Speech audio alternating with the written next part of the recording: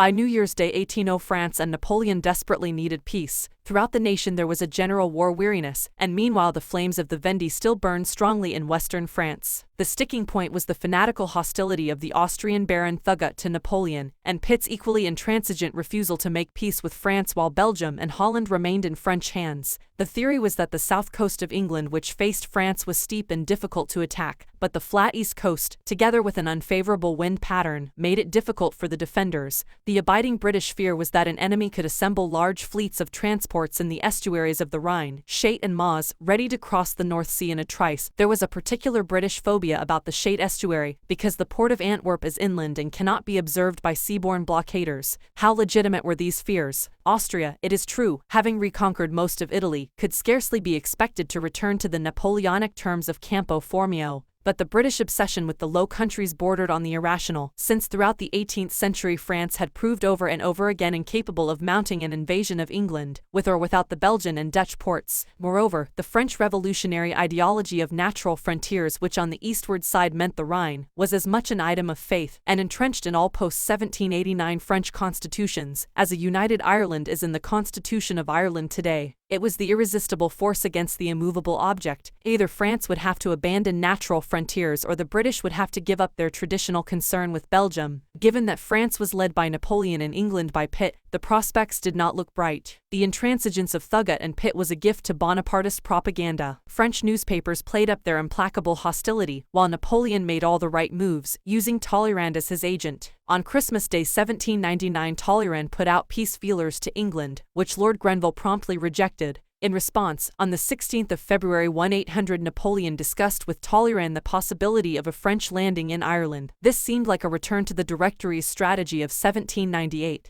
but was merely a half-hearted riposte, a desire to seem to be doing something about the British, but the ploy of whipping up French public opinion against contumacious Austria and perfidious Albion worked brilliantly. By April 1, 1800, even the war-weary French were clamoring for decisive action against their ancient foes. Napoleon used the time between 18 Brumaire and May 1800 to reorganize the army, making sure it was paid up to date, well supplied, and provided with new recruits. It was clear to everyone that Austria, not England, was the target of his preparations. In April he appointed Berthier to the Army of the Reserve, while coaxing Carnot back from voluntary exile in Germany to take over at the Ministry of War. He got the money he needed for the campaign by the simple expedient of imprisoning the banker Gabriel Ouvrard on suspicion of treason until he provided a loan. Napoleon planned a strategic offensive, aiming to defeat General Kray and his army of 100,000 men in the Black Forest and Danube area at the same time as he took out Melas and the Second Austrian Army of 90,000 in Italy. The overall objective was the destruction of both armies and the occupation of Vienna. At first Napoleon intended to fight the main campaign in Germany, but this idea foundered on the intransigence of Moreau,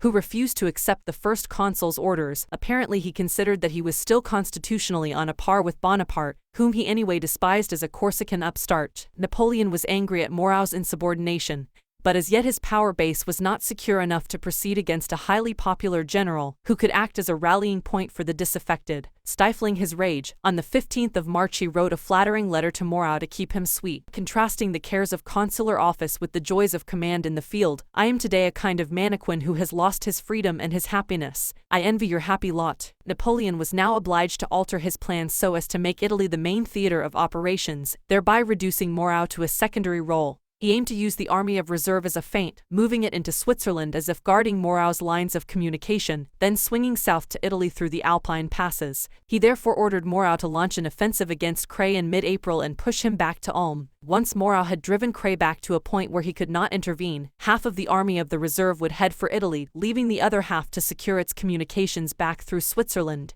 Also, Moreau was instructed to release a division from the Rhine army which, reinforced by French units in Switzerland, would then make a final 12-day forced march of 192 miles from Zurich to Bergamo to take the Austrians in the rear on the Po just when they were facing the main French army. The most successful military strategies are the simplest and most economical ones. On the Austrian campaign of 1800, Napoleon was creating problems for himself by the extreme and needless complexity of his ideas. Military historians have identified at least 6 major errors in the strategy for the Second Italian campaign. First, the new Italian plan needed two separate lines of operation while the original German scheme needed just one. Secondly, a victory on the Po would not meet France's war aims. It would be 1796 all over again, with an endless series of battles. Thirdly, it was unlikely that Moreau could defeat Kray decisively in the first place. Fourthly, the Austrian army selected for destruction was not the enemy's main one. Fifthly, success depended on Moreau's full cooperation in releasing Leclerc and his men at precisely the right moment. Sixthly, and most importantly, the plan assumed the Austrians would be purely reactive and have no strategies of their own. But the Austrians surprised Napoleon in two ways. They launched an unexpected offensive against Messina and the weak French force at Genoa, and, amazingly, they decided to make Italy their main theater of operations. The Austrians achieved signal early success. They penned Messina up in Genoa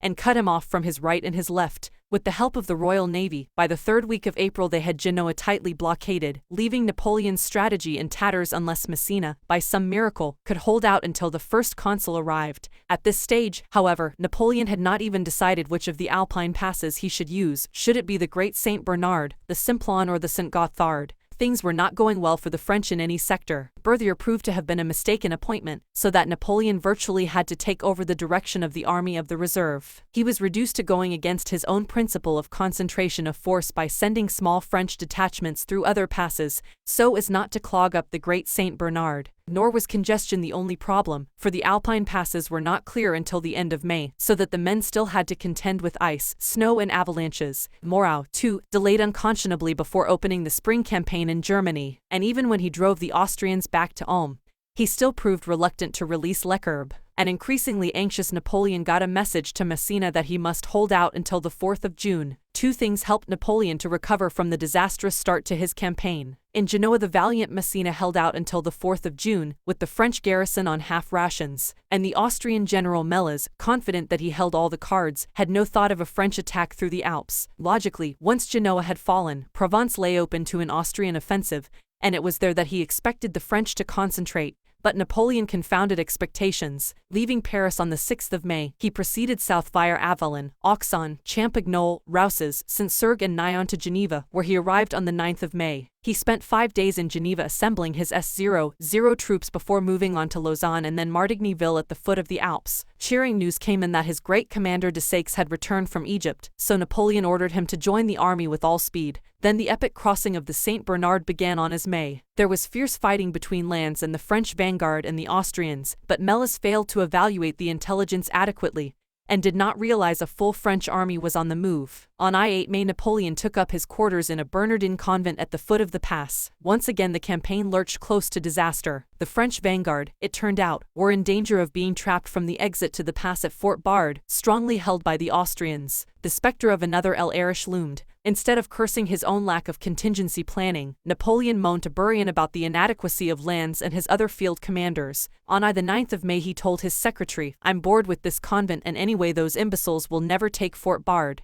I must go there myself." Next day he made a perilous passage through the pass on muleback, slipping and sliding uncontrollably on the downhill stretches. He solved the problem of getting his artillery past Fort Bard by spreading straw and dung along the streets near the fort and having the 2 4-pounders, 2 8-pounders and 2 howitzers dragged along noiselessly under cover of night. But his achievement, which was later distorted by propaganda, was bought at great cost. Napoleonic iconography portrayed the leader as a second Hannibal crossing the Alpine passes in snow and ice, and the famous painting by David showed him astride a rearing horse rather than a lowly mule. But the sober fact was that so much equipment had been lost in the St. Bernard that he entered Italy almost as ill-equipped as in I-796. By the 24th of May 40,000 French troops were in the Po Valley. Another 26,000 were expected which, combined with Messina's R-8000 in Genoa, would give France virtual military parity with Austria and Italy. From Aosta, where he had Duroc and Bourrienne in attendance, he wrote to Joseph, "We have fallen like a thunderbolt. The enemy did not expect us and still seems scarcely able to believe it." Overconfidence was nearly his undoing next day, for he was surprised by an Austrian patrol, which called upon him to surrender. Fortunately his escort came up in the nick of time and it was the Austrians who had to surrender. On the 26th Napoleon moved on to Ivrea, where the artillery had been taken on its nocturnal journey past Fort Bard, then proceeded by quick stages through Vercelli, Novara and Turbico to the occupation of Milan, which he entered in triumph on the 2nd of June. After receiving a spontaneous and touching welcome by the Milanese, he spent a week building up his strength for the coming encounter with Melas. The 5th of June brought the welcome news that Fort Bard had fallen and therefore that needed reinforcements of artillery would soon be arriving. Meanwhile, his forces spread out to take Pavia and Piacenza before concentrating at Stradella, which Napoleon had earmarked as his fallback position if defeated.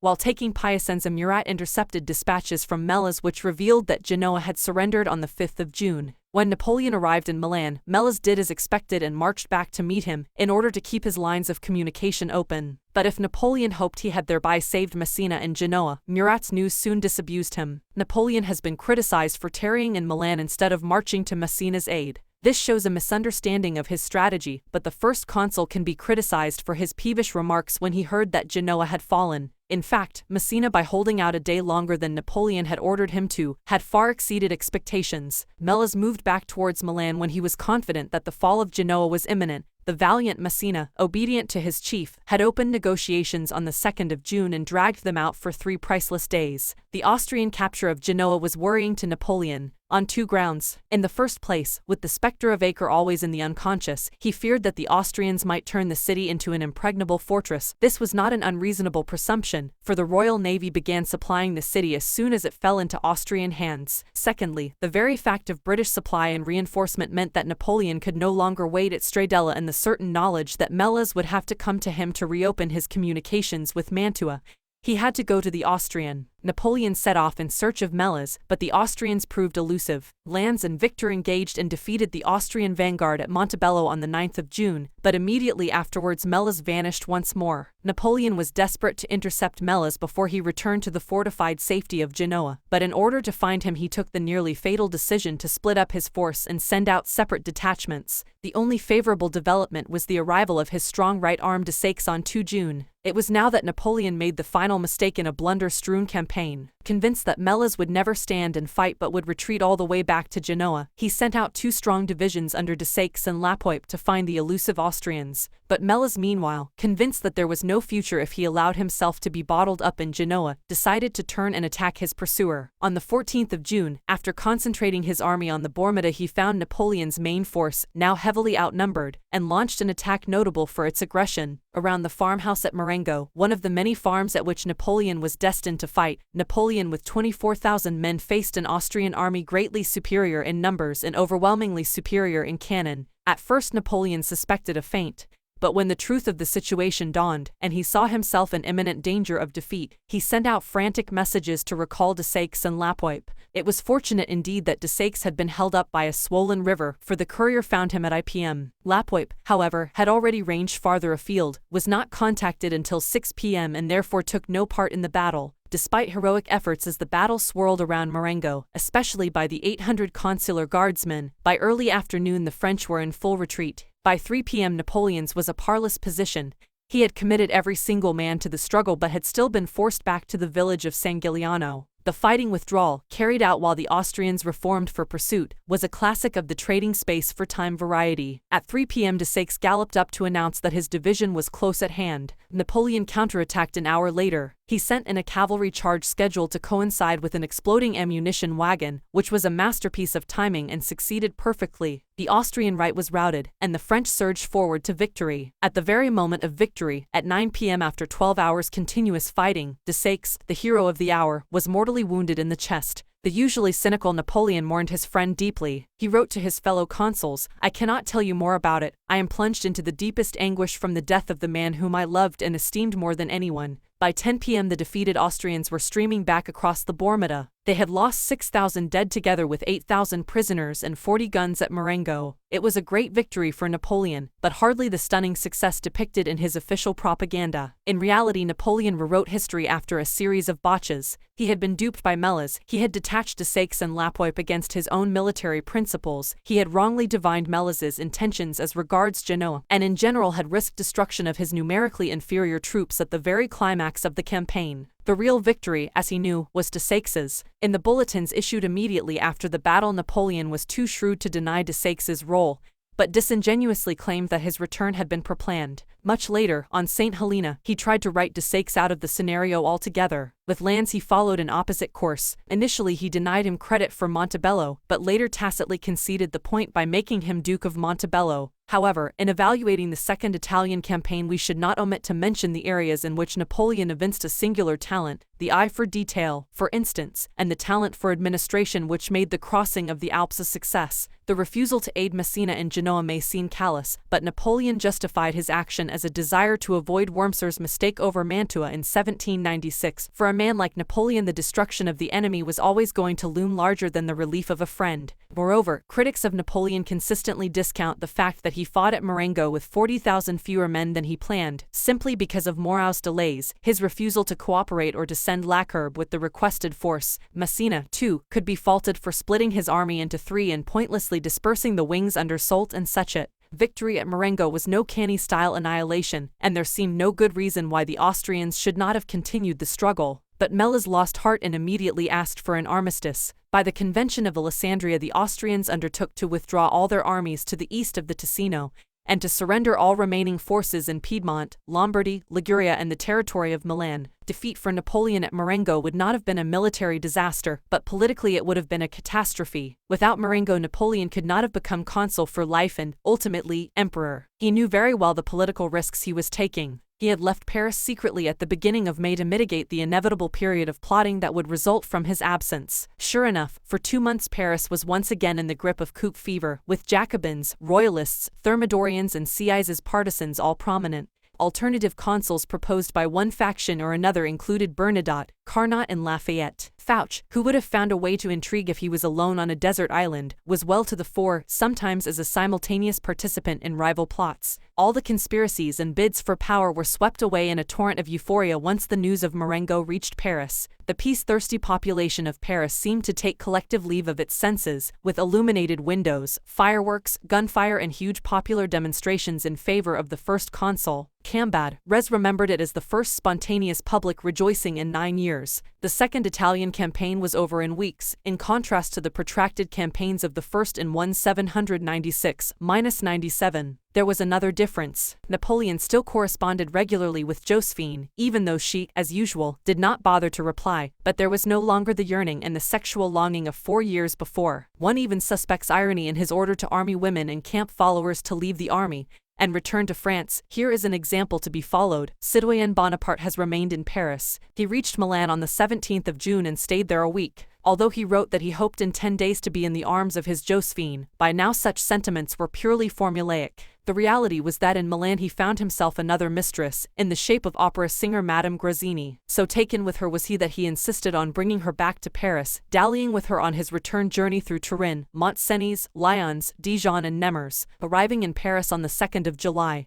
he installed her in a house at 762 Rue Caumartin, where he visited her every night, shrouded in a huge greatcoat. Le Grazzini received an allowance of 20,000 francs and was admitted to all the best circles. The affair came to an end when Grazzini met a young violinist named Pierre Rode, and began running him and Napoleon in tandem. Tipped off by Fouch, Napoleon expelled her and Rode from Paris, giving them just 1 week to leave the city. Protracted peace negotiations with Austria occupied much of Napoleon's attention for the rest of 1800. Although beaten on both fronts, the Austrians stalled and dragged out the peace talks, as they had in 1797. In order to keep Austria in the war, Pitt signed a new subsidy treaty, which allowed the Austrian plenipotentiaries to plead that its treaty commitments to England precluded a separate peace before February 1801. Exasperated, Napoleon reopened hostilities and presided over a string of victories. Dupont was successful at Pezzolo and MacDonald in the Alps, while in Italy Murat drove the Neapolitans out of the Papal States, and other French armies occupied Tuscany. To Napoleon's fury, the greatest success was achieved by Moreau. On the 3rd of December he scored a dazzling victory over Archduke John at Hohenlinden, opening the way to Vienna. In February Austria agreed to the Treaty of Luneville, in effect a reaffirmation of Campo Formio. In Italy, Austria was left with only Venice, the King of Naples was to be restored, and the Duke of Parma took over Tuscany in return for his small principality, which was incorporated in the Cisalpine Republic. Austria was forced to agree to the Rhine as the boundary between France and the Austrian Empire,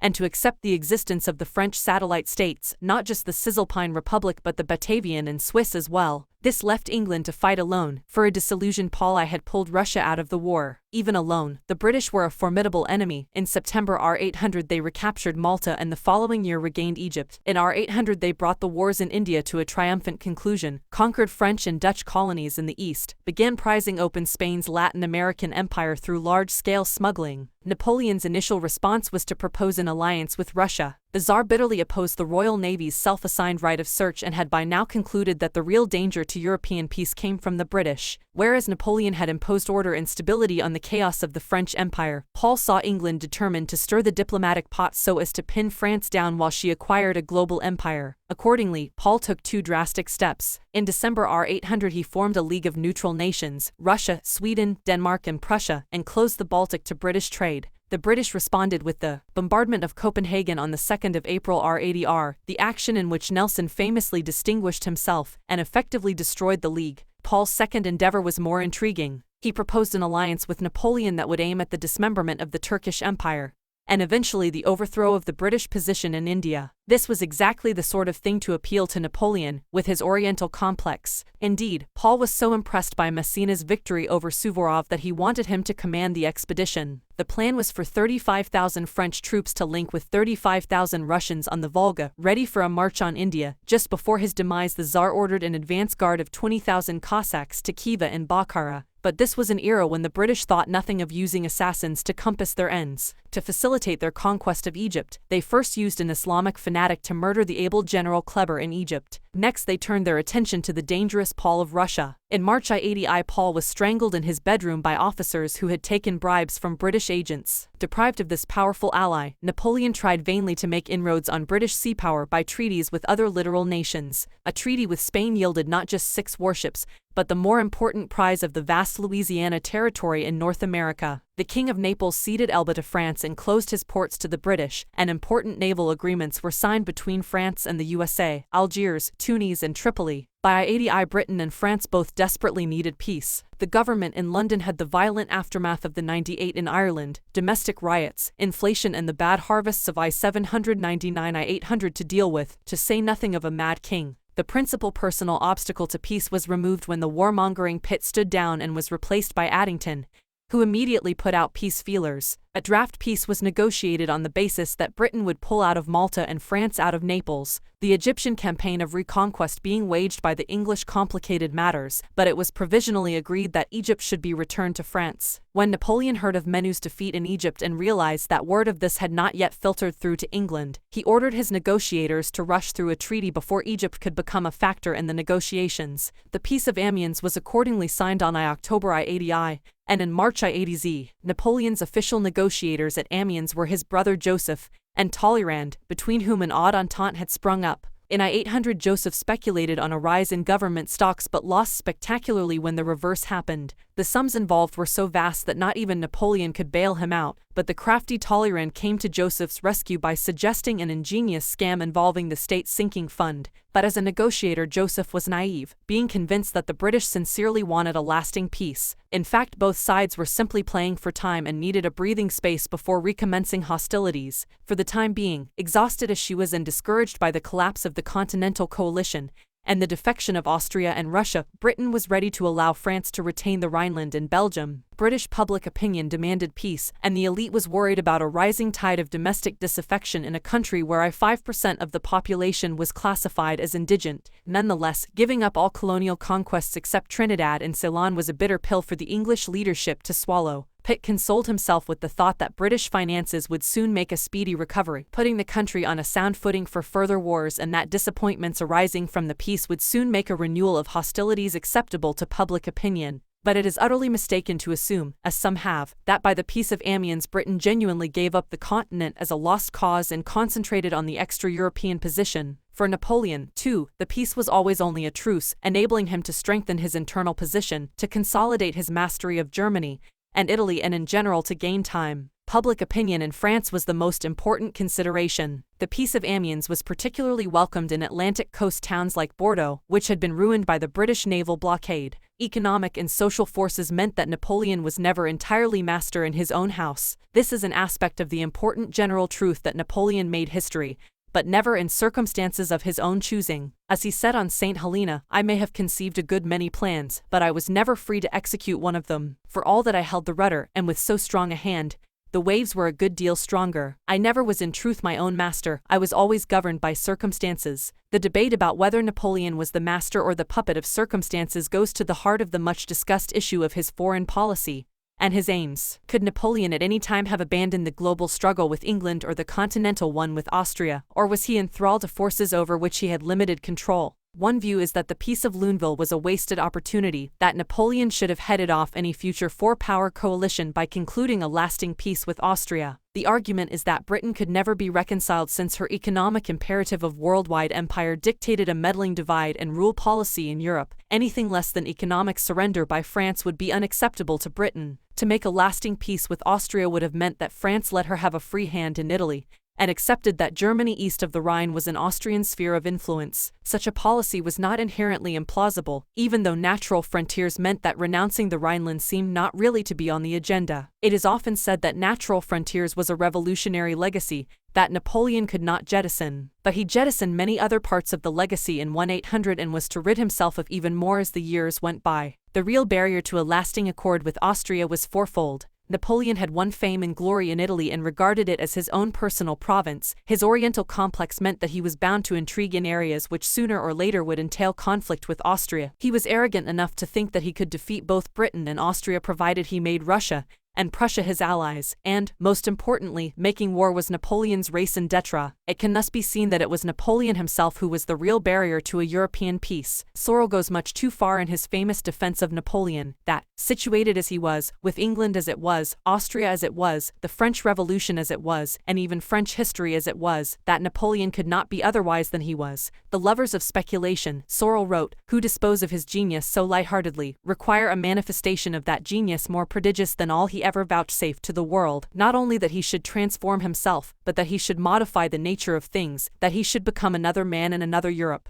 The idea of Napoleon as the creature of circumstances and the product of historical inevitability works well in the context of the global struggle with Britain for world supremacy. This was a conflict that had raged, with brief intermissions, ever since 688. During Napoleon's 15 years of supremacy, savage wars were fought between Britain and France and Ireland, India, South America, West Africa, Mauritius, Malaysia, Ceylon, Malacca, Haiti, the Cape of Good Hope, Indonesia and the Philippines. Sea battles were fought in the Indian Ocean.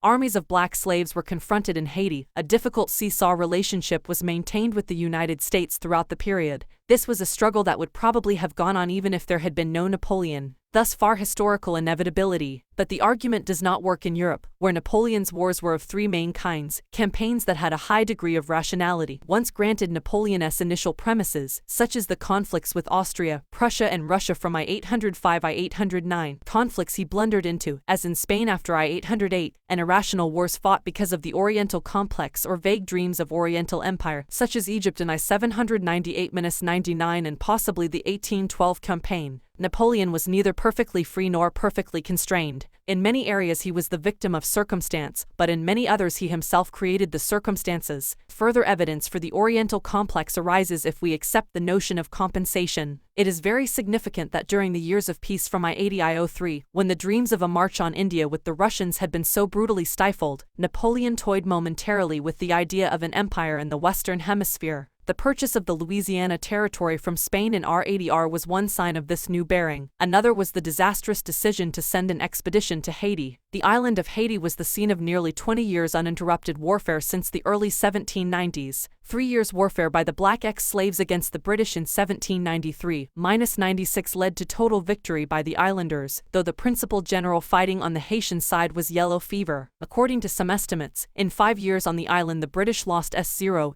dead and another S0 permanently incapacitated to the dreaded Yellowjack. These years saw the rise of the Black Napoleon, Toussaint L'Ouverture, a man whom the white original in France at first treated like a favorite son. After Brumaire, Napoleon issued a proclamation, from the first of the whites to the first of the blacks, lauding Toussaint to the skies. Remember, brave Negroes, that France alone recognizes your liberty and your equal rights. In 1799 there was a power struggle on the island between Toussaint in the north and Rigaud in the south. When civil war loomed, Napoleon came down on Toussaint's side, appointed him commander-in-chief and recalled Rigaud to France. Throughout R800 and R80 Haiti answered Napoleon's purposes, but Toussaint became increasingly independent and began to disregard orders from France. It became clear that Napoleon would either have to use force to remove him or acquiesce in a move towards total independence. Napoleon dithered over the options. On the one hand, to concede independence to Haiti meant the ruin of French planters there. On the other, French commercial interests in the West Indies in general would not be affected, sending an expedition would be costly, and there was also the prospect of an army of 30,000 blacks in the hemisphere distracting the USA, and making them less inclined to interfere in his plans for Louisiana and Canada. This of course assumed that Toussaint would obligingly use his army in this way. All such considerations became academic when Toussaint foolishly made the matter one of credibility by making a unilateral declaration of independence and sending a copy of Haiti's new constitution to France as a fait accompli. Even worse, Toussaint claimed the right to nominate his successors, who were likely to be the Francophobe firebrands Dessalines and Christophe. This was an overt affront to the honor of France, which Napoleon could not condone. He therefore placed his brother-in-law Leclerc in command of an army of 25,000 troops and with the expedition sent the Rochefort squadron under the command of his most talented admiral, Louis de Ayatouche-Treville. With the expedition, Napoleon sent a decree, proclaiming that the blacks would be free in Santo Domingo, Guadeloupe and Cannes but would remain slaves at Martinique and the Isles of France and Bourbon. He explained that the differential decree of 28 Floreal R80R was necessary,